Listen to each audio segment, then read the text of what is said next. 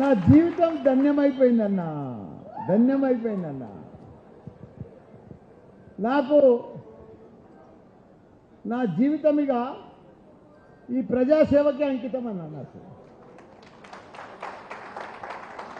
నాకు అక్కలైనా చెల్లెళ్ళైనా అన్నలైనా తమ్ముళ్ళైనా ఏదైనా చుట్టాలు బావలైనా ఏదైనా కొడుకులైనా కోడళ్ళైనా అంతా మీరే అన్న నాకు. ఎందుకంటే నాకు కూడా 71 సంవత్సరం అయింది. నేను ఇక్కడ మళ్ళీ రాజకీయంగా ఇప్పుడు నిలబడేగా ఇది లాస్ట్ 5 ఏళ్ళు. నాకు మీకు మంచిగా సేవ చేస్తా, అన్ని రకాల కూడా ఇప్పటికే చేసిన.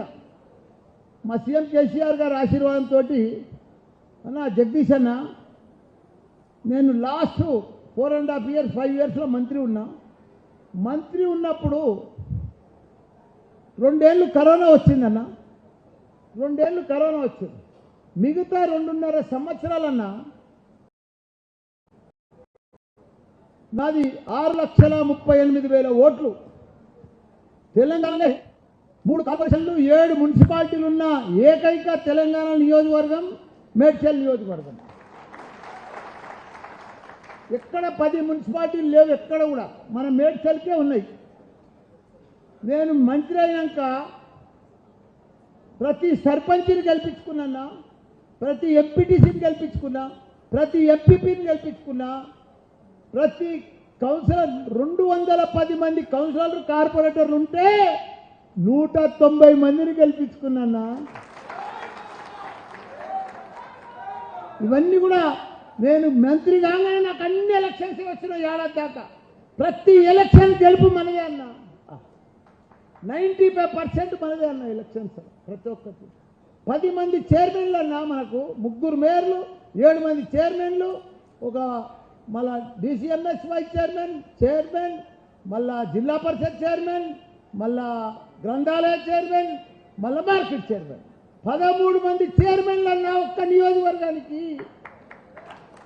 దేశంలోనే ఒక చరిత్ర మళ్ళన్నది. దానికి ఎన్ని పనులన్నా, జవహర్ నగర్ అని ఉన్నదన్నా ఏమీ లేదు ఆడ. మొదలు తూపుకుంట మున్సిపాలిటీ మండలంకే ఉండేది,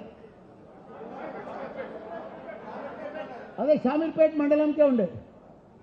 అక్కడ ఒక రోడ్డు లేదు, డ్రైనేజ్ లేదు, డంపింగ్ యార్డు, దాన్ని కూడా పట్టించుకోలేదు. కేటీఆర్ సార్కి చెప్పి 200 కోట్లు తెచ్చి అలా తాగునీరు లేకపోతే ఇప్పుడు ఇంటింటికి నల్లలు ఇప్పించిన, రోడ్డు లేకపోతే ప్రతి రోడ్ వేయించిన, గల్లీలా డ్రైనేజ్ వేయించిన, బ్రహ్మాండంగా చేసిన, 40,000 ఇళ్ళ పట్టాలు ఇప్పించిన నా 58 కింద. ప్రతి మున్సిపాలిటీని కూడా అద్భుతంగా తీర్చిదిద్దినామన్నా. ఇక పోతే 61 గ్రామాల్లో అన్నా మాకు. 61 గ్రామాలలో కూడా చాలా మట్టుకు చేసినాం. కాకపోతే ఆ గ్రామ సర్పంచ్లో తన పైసలు లేవు, గ్రామాలలో పైసలు లేవు. హరితారం బాగా చేసిండ్రు, క్రీడా మైదానాలు పెట్టిండ్రు, ట్రాక్టర్ కొన్నారు, ట్రాలీ కొన్నారు, గ్రేవ్ యార్డ్ ఉన్నది, డంపింగ్ యార్డ్ ఉన్నది, అన్నీ ఉన్నాయి. పాఠశాలలు బాగానే చేసుకున్నాం.